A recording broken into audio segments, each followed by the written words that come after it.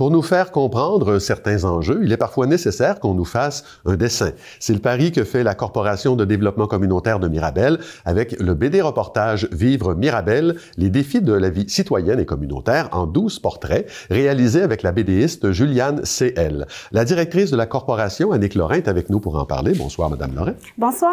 Alors, c'est un très beau projet que vous nous présentez là. Dites-moi d'abord comment est apparue cette idée d'utiliser ce médium-là pour répéter un message qui, on va se le dire, n'est pas toujours entendu. Bien, en fait, à la Corporation de développement communautaire, une de nos missions, c'est de faire connaître les enjeux du milieu communautaire auprès des citoyens, de la population en général.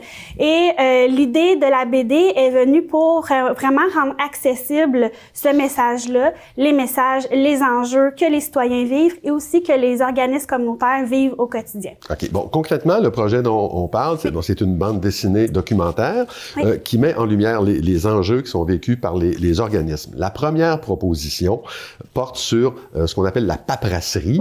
C'est un enjeu majeur, ça, pour les organismes, Madame Lorrain? En effet, c'est vraiment un grand enjeu qu'on vit au quotidien parce qu'on a de nombreuses subventions. On fonctionne souvent aussi par projet. Donc, on fait des demandes de subventions pour avoir des projets, mais vient avec ça des redditions de comptes. Donc, il faut rendre des comptes sur l'argent qu'on a utilisé pour nos projets.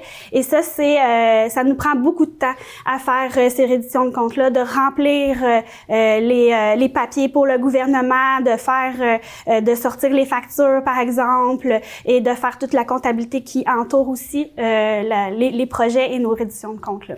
Des enjeux, donc, qui sont illustrés, il y en a 12, là, je les nomme rapidement, sous-financement, ressources humaines, sécurité alimentaire, famille, aînés, adolescents, santé mentale, logement, climat.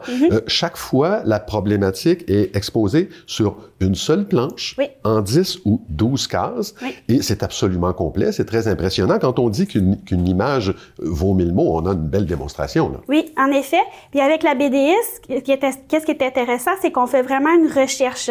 Donc, on va aller rencontrer l'organisme. C'est 8 organismes qui sont mis en lumière au fil de nos BD, au fil des 12 enjeux.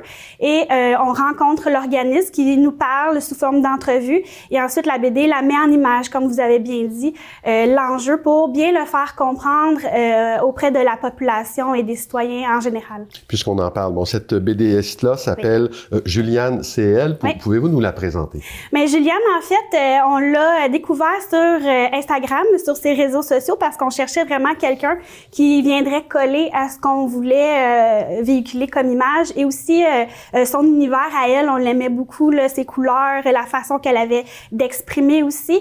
Puis, elle est journaliste aussi, elle a une formation en journalisme. Fait que c'est un côté qu'on aimait beaucoup parce qu'elle est capable de bien vulgariser les enjeux et elle pose des bonnes questions au bon moment pour pouvoir vraiment bien monter sa BD et le faire dans son univers à elle qui collait aussi au nôtre. Elle a une formation aussi en sciences sociales, si je me trompe pas. Donc, oui, exactement. Donc, elle comprend bien ces enjeux-là, pardon. Tout à fait. Et bon, vous dites que vous avez travaillé avec elle, elle a participé aux entrevues. Et après, comment ça se passe? Elle part avec tout ça, puis est-ce que j'imagine qu'elle n'a pas totalement carte blanche, mais qu'on la laisse libre de créer parce qu'elle a sa signature quand même. En effet. Donc, c'est elle qui monte les entrevues, c'est elle qui va monter le canevas, les questions pour vraiment bien aligner un peu ce qu'elle veut aussi dire comme elle veut passer comme message.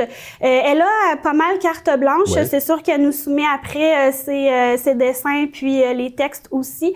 Mais les entrevues sont réalisées de façon que c'est super bien aligné puis c'est vraiment le message qu'on veut passer puis elle arrive vraiment bien à le vulgariser. Là.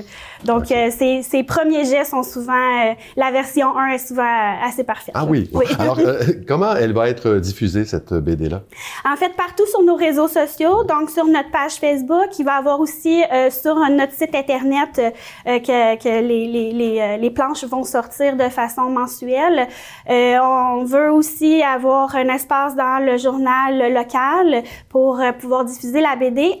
Au terme de notre projet, on aimerait l'imprimer, donc faire vraiment un recueil avec chacune des planches. On a une page couverture aussi qui a été diffusée un petit peu avant la première planche. Fait que c'est vraiment le but, c'est que ce projet-là perdure dans le temps puis qu'il puisse rester aussi là, pour les citoyens. Ouais. Très bonne idée parce que la qualité artistique est là. En terminant, j'invite les gens à acheter un coup d'œil sur ce nouvel outil qui est très agréable à regarder puis qui contient de l'information qui est vraiment importante sur le milieu communautaire. Annick Lorrain, merci beaucoup d'avoir été là. Merci infiniment.